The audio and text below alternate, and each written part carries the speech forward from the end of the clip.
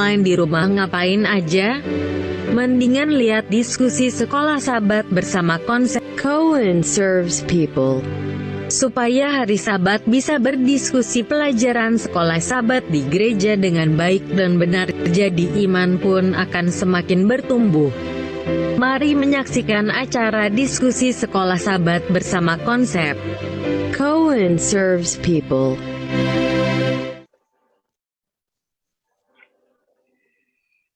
Baik, selamat malam buat kita semua yang boleh hadir pada malam hari ini. Kita bersyukur kembali untuk boleh bisa sama-sama belajar akan firman Tuhan di diskusi sekolah Sabat kita di pelajaran yang ke-6 yang diambil dengan satu judul melayani seperti Yesus. Kita bersyukur kita sudah bersama-sama dengan hamba Tuhan di sini di daerah mereka masing-masing, tapi kita masih bisa bertemu di Zoom meeting ini dengan mendiskusikan. Mungkin boleh jadi ada banyak pertanyaan-pertanyaan yang muncul dan belum bisa dipahami secara pribadi oleh saudara yang melihat ataupun yang mungkin belajar, tetapi setelah boleh melihat video ini atau memberikan pemahaman-pemahaman dari hamba-hamba Tuhan, maka lebih terang lagi lah pemahaman daripada saudara untuk mengerti pelajaran diskusi sekolah Sabat kita di pelajaran yang ke-8 mengenai melayani seperti Yesus. Baik, kita tak lama-lama di pembukaan ini kita undang untuk Pendeta Sabar Simbolon untuk memimpin kita dalam doa.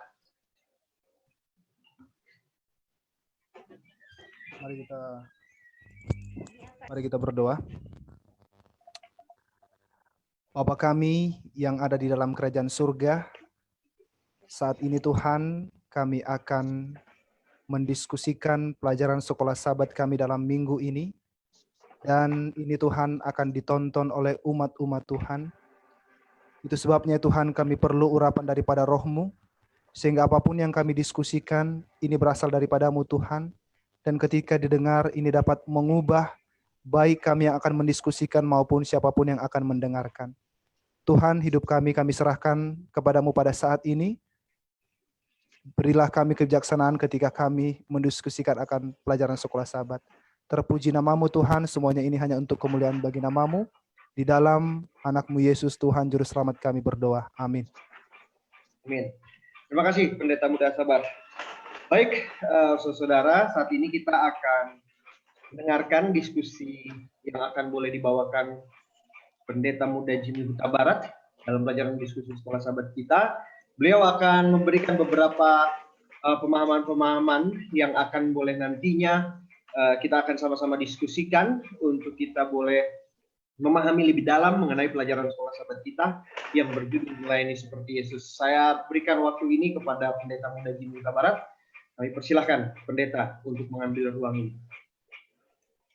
Baik, terima kasih Pendeta Muda Alex Tarihon yang sudah memimpin dan memberikan waktu ini untuk saya, dan tentunya kita berterima kasih pada Tuhan yang memberikan kesempatan bagi kita untuk menyaksikan tayangan ini baik melalui Facebook atau juga melalui YouTube yang saudara-saudara saksikan di tempat saudara-saudara masing-masing.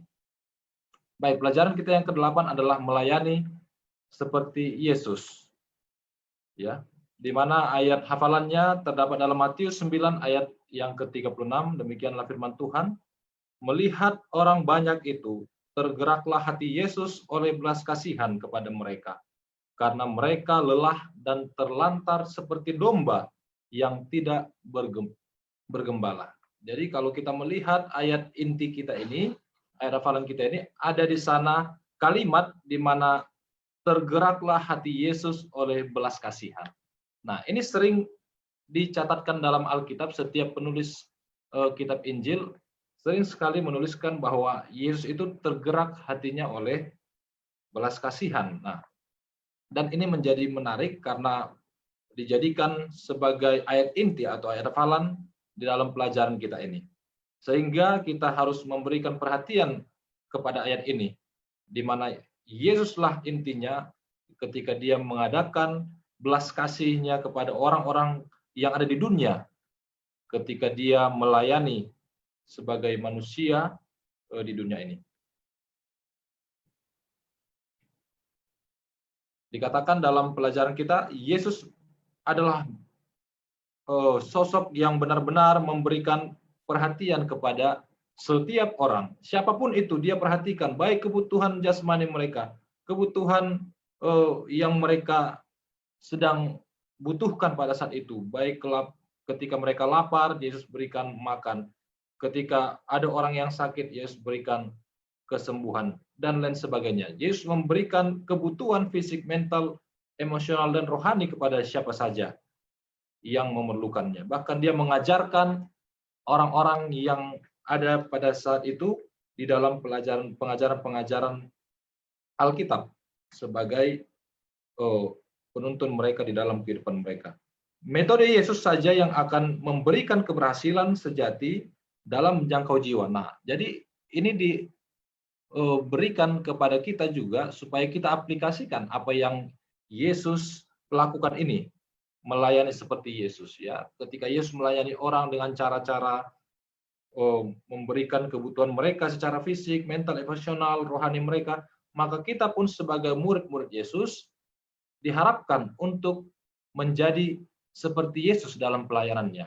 Ya, itulah yang harus kita senantiasa upayakan dalam hidup kita sebagai orang-orang yang sudah ditebus oleh darah Yesus, dimenangkan di dalam kebenaran dan berjalan bersama Yesus setiap hari.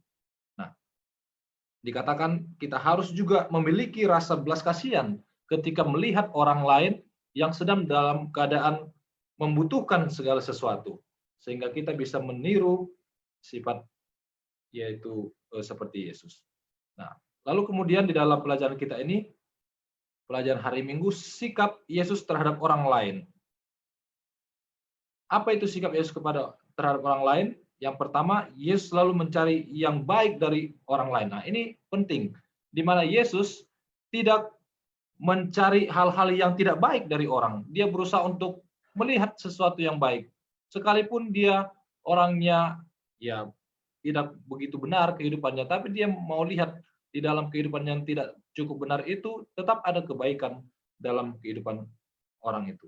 Lalu yang poin yang kedua dalam pelajaran hari Minggu adalah garam dan terang dunia, di mana kita sebagai umat Tuhan harus menjadi garam dan juga menjadi terang. Ya, dikatakan kekayaan dunia yang sebenarnya bukanlah orang yang paling kuat dan terkaya di dunia. Kekayaan sejati dunia adalah orang-orang Kristen yang berkomitmen, yang membuat perbedaan bagi kerajaan Allah. Jadi ada perbedaan yang diharapkan untuk kita lakukan sebagai orang Kristen.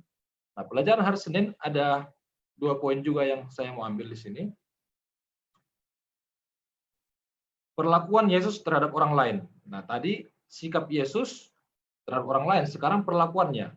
Apa yang Yesus lakukan ketika melihat orang lain? Yang pertama, kata-kata Yesus sangat membangun setiap orang yang dia lihat. Ada beberapa contoh dalam Alkitab di mana Yesus berkata kepada seorang bahwa imanmu besar sekali.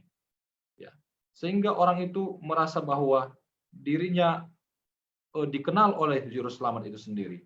Yesus mau masuk ke dalam hidup orang itu.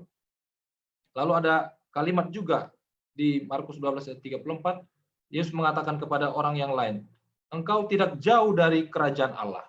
Ya, di mana Yesus sangat menghargai orang-orang yang memang mau untuk diajarkan, dituntun di dalam kebenaran Tuhan. Itu poin yang bisa saya ambil dari pelajaran hari Senin. Kemudian pelajaran hari Selasa, tanggal 18, ada poin-poin juga yang kita mau ambil. Yang pertama,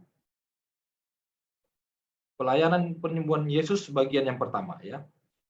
Orang yang sudah merasakan bahwa mereka tidak dapat menyelesaikan masalahnya sendiri, mungkin perlu berhenti merokok, mengurangi berat badan, melakukan diet yang lebih baik, atau mengurangi stres. Mungkin dibutuhkan makanan, perumahan, atau perawatan medis. Mungkin perlu konseling untuk pernikahan atau keluarga. Namun kebutuhan utama adalah kebutuhan akan hubungan pribadi dengan Tuhan. Nah, jadi penyembuhan yang paling baik adalah penyembuhan secara rohani, di mana Tuhan setiap menyembuhkan orang lain secara fisik, maka dia akan menyembuhkan juga orang itu secara rohani, ya.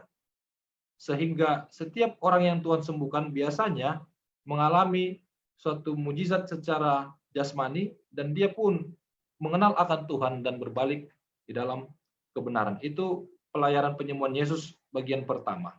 Lalu kemudian pelayanan Yesus bagian yang kedua dalam penyembuhannya adalah di mana Yesus menggabungkan 3 pelayanan sekaligus. Apa itu? Pengajaran, khotbah, dan penyembuhan. Jadi pada saat Yesus di dunia ini, dia memberikan pengajaran kepada setiap orang, mengajari siapa saja, atau memberikan pelajaran-pelajaran yang sangat berharga bagi orang. Selanjutnya khotbah, yaitu firman Tuhan, kata-kata yang ada dari Alkitab yang memberikan orang lain pengharapan, yang memberikan orang pertumbuhan secara rohani, sehingga orang merasakan bagaimana dia harus bergantung sepenuhnya kepada Tuhan. Lalu kemudian pelayan penyembuhan bagian 2 ini, Tuhan juga memberikan penyembuhan kepada orang lain juga, ya. Jadi ada 3 hal yang digabungkan dalam pelayanan Yesus dalam penyembuhan bagian 2, yaitu pengajaran, khotbah, dan penyembuhan. Yesus tidak puas hanya menyembuhkan fisik manusia. Dia merindukan orang-orang untuk menerima karunia hidup kekal.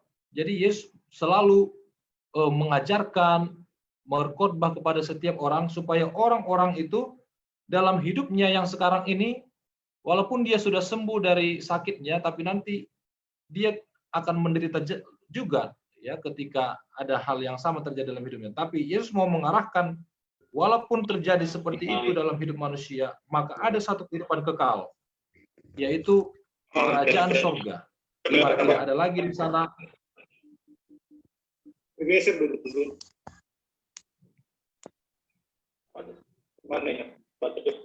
ya, di mana tidak ada lagi di sana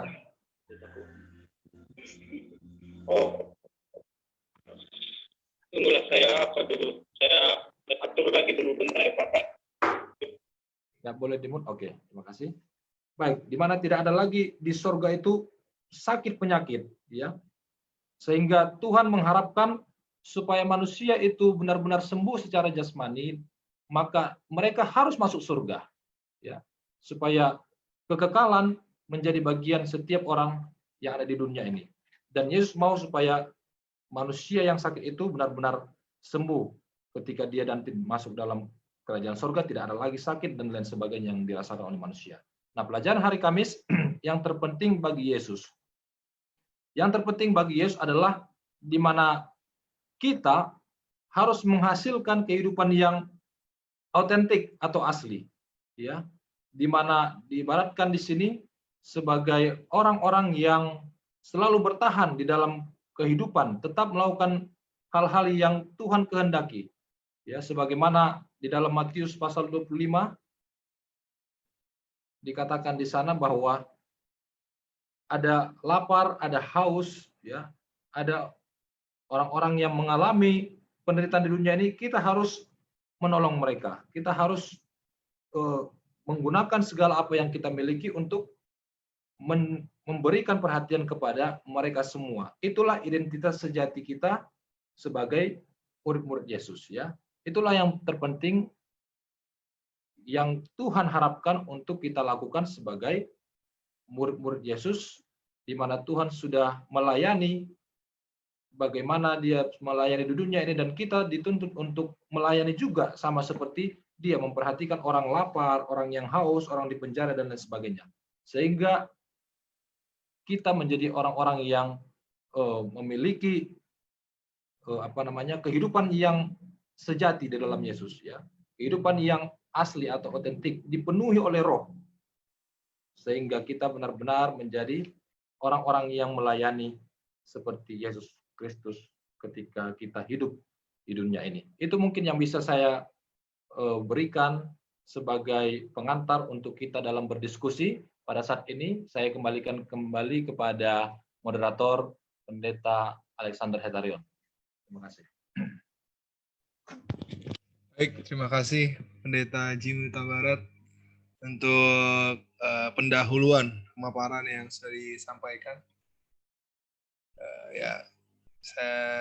Pelajaran yang sangat baik ya bagi kita semua, bahwa kita punya teladan, kita punya contoh yang bisa kita lihat dalam Alkitab, bagaimana pelayanan yang Yesus tunjukkan, agar itu pun ya menjadi pelayanan kita ya, seluruh umat-umat Tuhan. Ya, jadi ada beberapa poin-poin tadi yang telah disampaikan. Mungkin ada tanggapan atau pertanyaan dari pemaparan Pendeta Jimmy atau dari pelajaran Sekolah Sahabat yang kita sudah pelajari tentunya. Pelajaran ke-8, melayani seperti Yesus.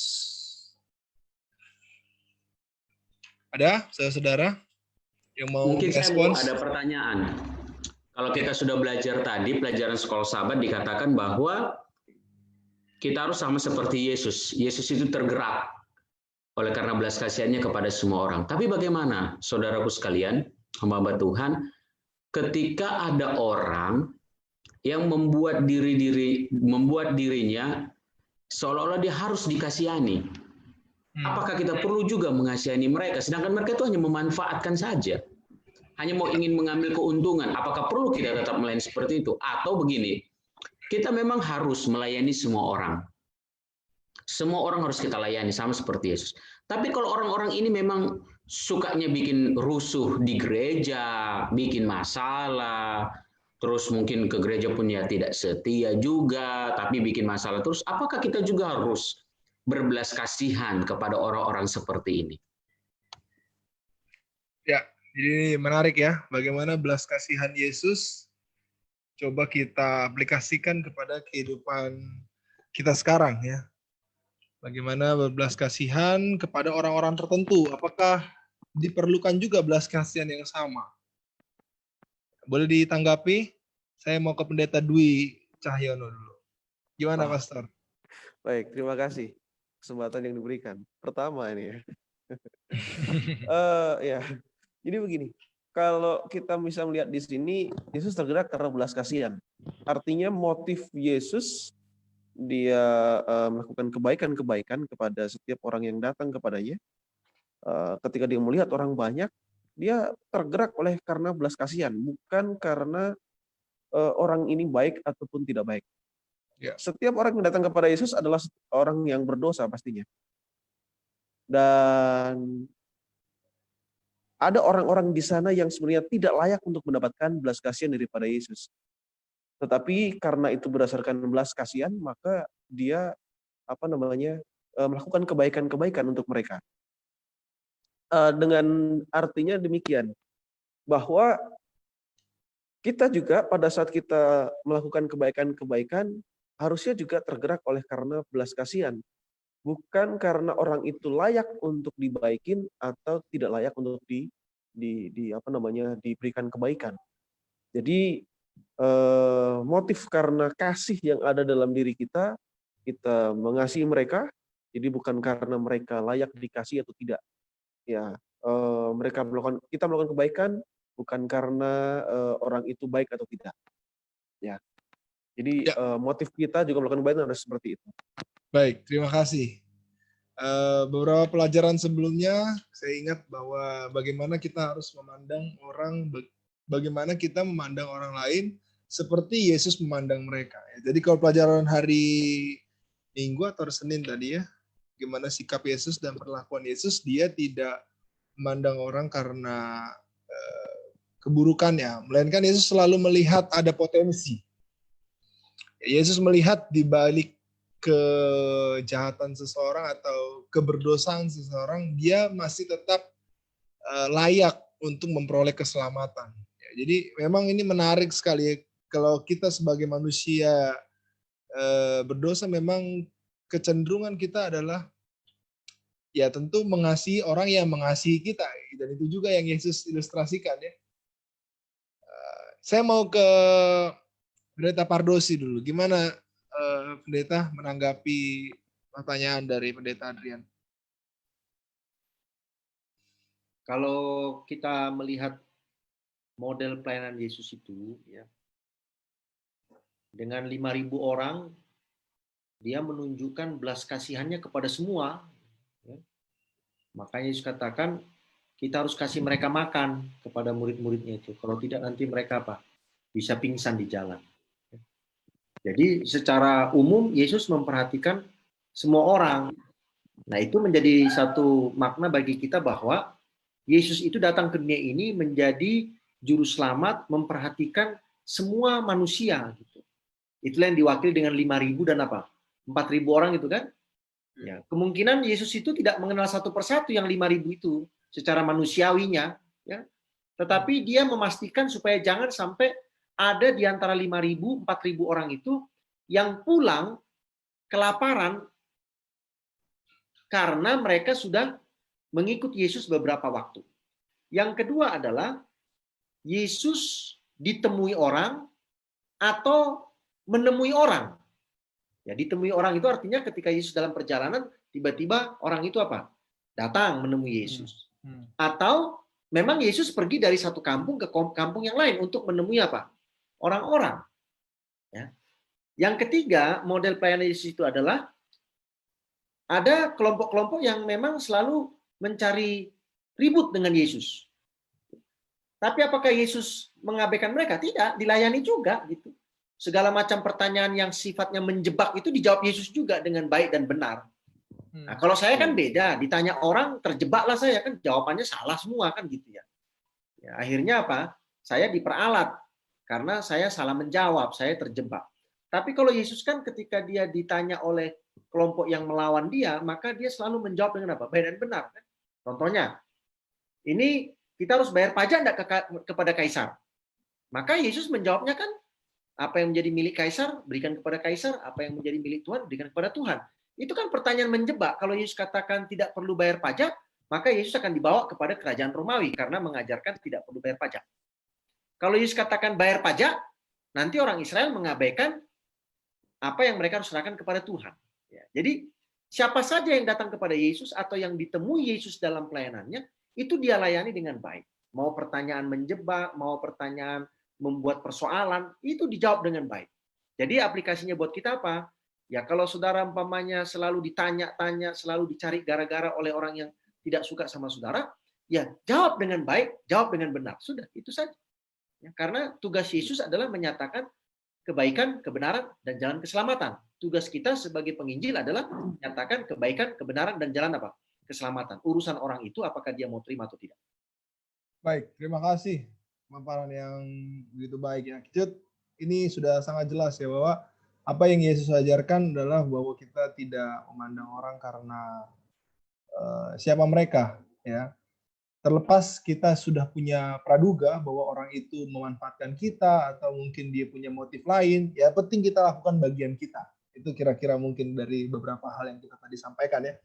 Baik, saya mau coba kita alihkan ke hal yang lain ya. Kalau kita lihat dari pelajaran sekolah sahabat kita, ada dua bagian yang memiliki judul pelayanan penyembuhan Yesus. Jadi yang sangat menarik dari pelayanan Yesus, apa yang Yesus lakukan adalah penyembuhan. Ya. Bagaimana Yesus menyembuhkan orang-orang yang sakit. Dan itu yang banyak dicatat dalam kitab Injil. Nah, bagaimana aplikasinya bagi kita sekarang? Apakah kita perlu juga melakukan pelayanan penyembuhan atau seperti yang mungkin beberapa gereja lakukan termasuk dari gereja kita melalui pelayanan kesehatan ya. Atau ada cara lain yang mengaplikasikan pelayanan penyembuhan yang Yesus tulis atau yang Yesus praktekkan dalam kitab Injil. Saya mau ke Pendeta Sabar dulu. Mungkin ada tanggapan Pendeta Sabar mengenai pelayanan penyembuhan Yesus. Ya, mungkin saya kepada judul besarnya dulu Pendeta Abi ya. Ya. Melayani seperti Yesus ya. Kita mau melayani ya. Kita adalah orang-orang yang semangat melayani. Tetapi dari pelajaran 1 minggu ini ya, saya tertarik ketika pelajaran sekolah Sabat yang lalu pada tanggal 13 Juli ya, mengenai pelayanan ini, kita memang harus melihat dari perspektif yang baru. Ya, kalau kita mau melayani sama seperti Yesus, kita memang harus memiliki pandangan dengan perspektif baru. Ya. Pernah dikatakan di dalam pelajaran sekolah Sabat, Yesus mengajar murid-muridnya dengan cara melihat orang lain melalui kacamata surga. Ya. Pandangannya tentang orang-orang adalah radikal. Yang menarik adalah pelajaran sekolah Sabat 13 Juli mengatakan, dia melihat mereka bukan sebagaimana mereka ada sekarang, melainkan seperti apa mereka itu kelak. Ya, jadi kalau kita mau melayani seperti Yesus, ya kita harus melihat dengan kacamata Yesus itu.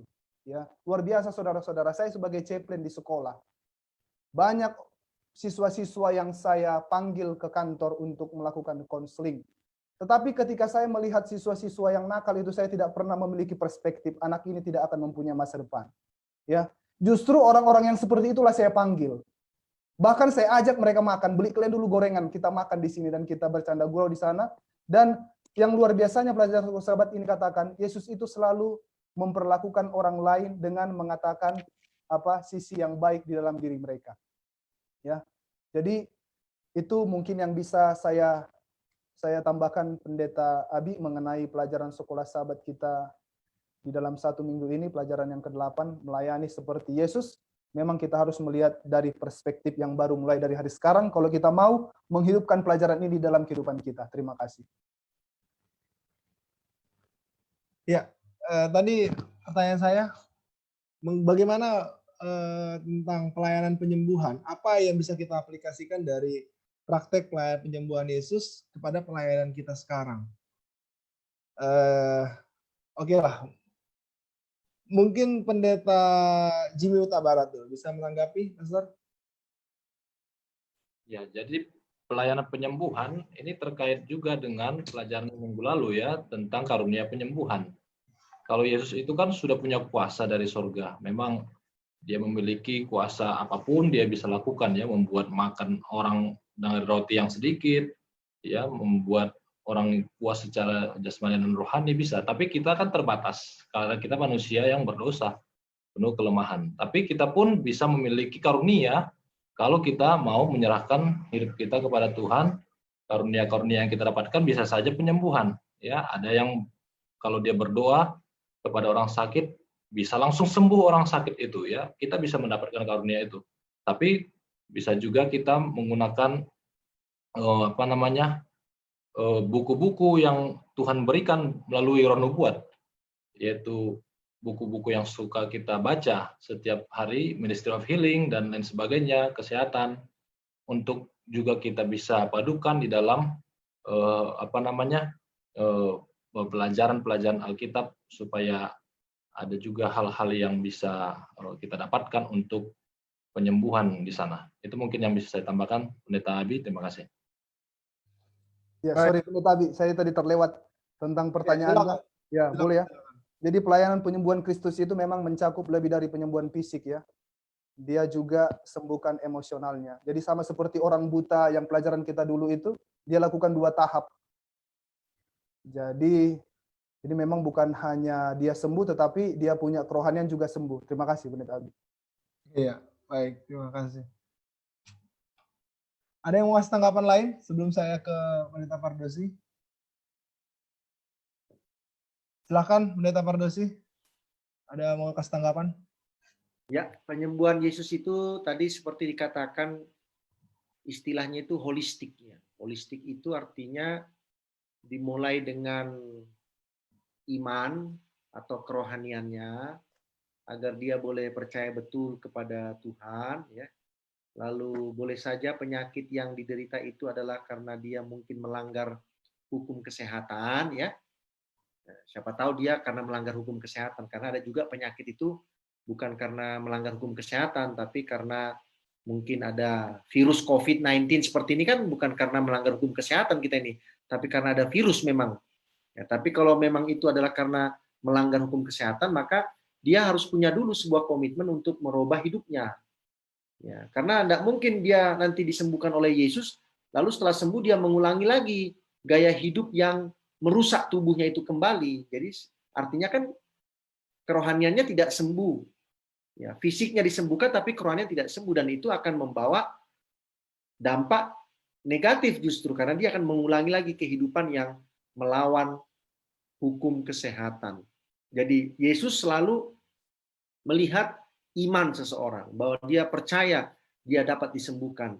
Pada saat yang sama, orang itu pun mempunyai kerinduan untuk merubah kehidupannya kalau seandainya sakit penyakit itu adalah akibat apa? Akibat dosa-dosanya. Nah, barulah setelah itu Yesus memberikan kesembuhan apa? Secara jasmani. Jadi kita pun kalau seandainya kita mau membantu seseorang yang sakit oleh karena dia melakukan pola hidup yang bertentangan dengan hukum kesehatan yang Tuhan berikan, maka kita harus meyakinkan dia juga untuk mau merubah pola hidupnya, ya, sehingga pola kesembuhan itu bisa menjadi lengkap dalam tubuhnya yang diberikan Yesus, dan akhirnya dia secara rohani juga akan melakukan perubahan yang besar. Terima kasih.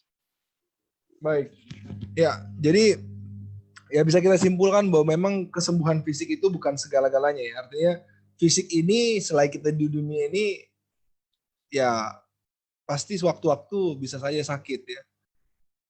Ya, walaupun nanti kita sembuh, ya nanti masih tetap ada kemungkinan kita sakit lagi gitu. Jadi artinya yang paling artinya yang mungkin lebih penting dari sekedar kesembuhan fisik adalah pertobatan, ya, kesembuhan secara rohani. Bagaimana kita memiliki hubungan yang semakin dekat, hidup yang berubah, hidup yang baru.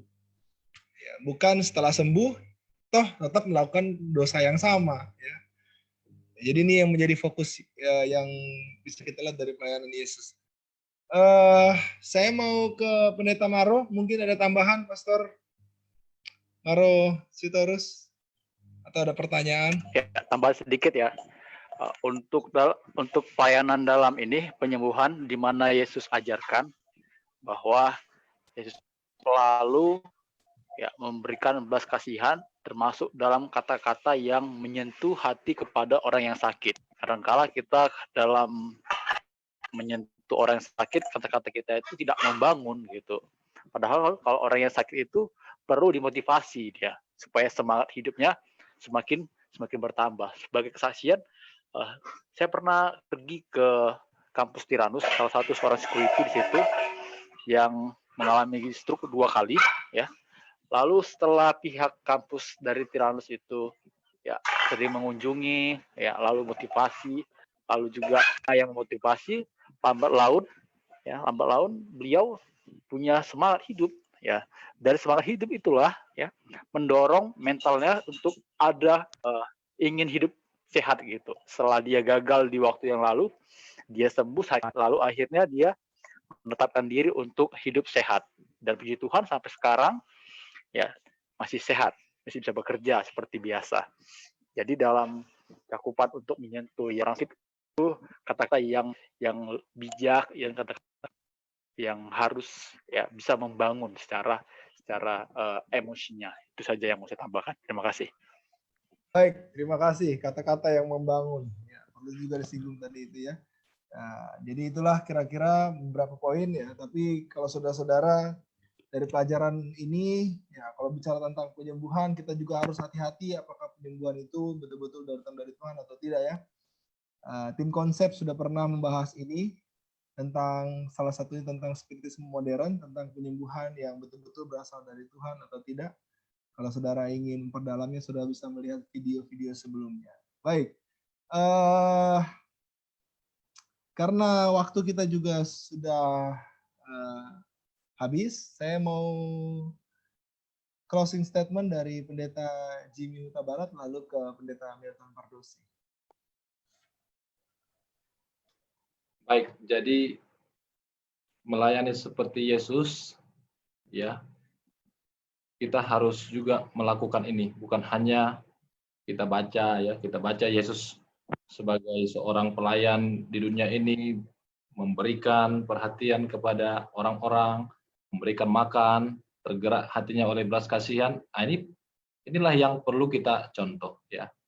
Tidak hanya ketika kita hanya di dalam pembahasan ini saja, atau ketika kita sudah mengerti Yesus itu melayani, itu kan Yesus. saya lah berbeda dengan Yesus ya, tidak. Tapi ini juga menjadi bagian dari kita semua, bukan hanya hamba-hamba Tuhan, para pendeta atau penatua jemaat atau orang-orang pemimpin-pemimpin di gereja, tapi setiap orang yang sudah menerima belas kasihan Tuhan itu harus juga memberikan belas kasihan itu kepada orang lain, siapa saja yang membutuhkan belas kasihan yang berasal daripada Tuhan. Itu mungkin yang bisa saya sampaikan untuk closing statement. Kita lanjutkan ke Pendeta Pardosi. Baik, jadi pelajaran sekolah sahabat kita ini meniru pola Yesus. Pola Yesus apa? Dia mencoba mengerti kebutuhan orang. Ya, lalu dia berusaha untuk memenuhi kebutuhan orang itu. Ini penting. Jadi kita tahu kebutuhan orang, lalu kita usahakan bagaimana caranya supaya kebutuhan itu dapat dipenuhi. Entah itu jasmani, entah itu sosial, entah apa, pokoknya kita tahu bahwa dia membutuhkan pertolongan. Nah, kalau ada orang yang sudah kita penuhi kebutuhannya, maka dia yakin bahwa kita ini punya maksud baik. Tidak mencari keuntungan, tetapi justru membawa keuntungan kepada dia. Nah, kalau dia sudah yakin bahwa kita adalah orang yang bermaksud baik, mendatangkan keuntungan, bukan mencari keuntungan, maka setelah itu pasti dia akan apa? Mau bersahabat, mau berteman dengan kita. Dan akhirnya Yesus akan mengajarkan, menceritakan tentang kabar keselamatan. Lalu mereka teryakinkan dan Yesus mengajak mereka untuk apa? Mengikuti Yesus. Jadi polanya begitulah cara Yesus melayani ya. Tahu apa kebutuhan orang dan kita berusaha untuk memenuhi kebutuhan itu walaupun tidak sempurna karena kita bukan Yesus Kristus, tapi kita berusaha untuk mencarikan solusi bagi kebutuhan. Supaya kita dapat dipercaya bahwa kita memang berniat untuk menolong, untuk membawa kabar baik kepada mereka. Terima kasih. Baik, terima kasih. Semoga apa yang telah kita diskusikan pada saat ini bermanfaat dan dapat menjadi bahan diskusi lebih lanjut nanti pada hari Sabat. Ya, semoga menjadi berkat bagi saudara-saudara, sahabat-sahabat konsep yang menyaksikan pada saat di mana saudara menyaksikan tayangan ini. Baik, saya minta Pendeta Dwi Cahyono, kita akan tutup pertemuan kita pada saat ini dengan doa dari Pendeta Dwi. Baik, mari kita berdoa. Bapa di surga, pada malam hari ini kami mengucap syukur untuk kesempatan di mana kami boleh belajar firman Tuhan. Dan pada malam hari ini kami telah menyelesaikan pelajaran yang ke-8 dari buku Sekolah Sabat. Dan kami boleh belajar daripada Engkau tentang bagaimana kami menyikapi orang lain, bagaimana kami melayani mereka, dan bagaimana mengabarkan Injil kepada mereka. Dan ajarlah kami ya Tuhan, berilah kami kekuatan dan kemampuan, didiklah kami supaya kami dapat menjadi seorang pelayan-pelayan Tuhan yang dapat mempraktekkan pola daripada pelayanan daripada Tuhan Yesus. Dan kami semua rindu Tuhan memenuhi kami dengan Roh Kudus-Mu, supaya kami dapat memahami firman Tuhan pada malam hari ini, kemudian kami dapat menjadi pelayan-pelayan Tuhan yang baik, sebagaimana telah Tuhan tuntun dalam kehidupan kami. Terima kasih Bapa. Kami serahkan semuanya ke tangan-Mu, dan biarlah Tuhan mengajar kami dan mendidik kami. Di dalam nama Tuhan Yesus kami telah berdoa dan mengucap syukur. Amin. Baik, demikian acara kita saat ini. Tuhan kiranya memberkati kita semua. Sudah selesai? Terima kasih.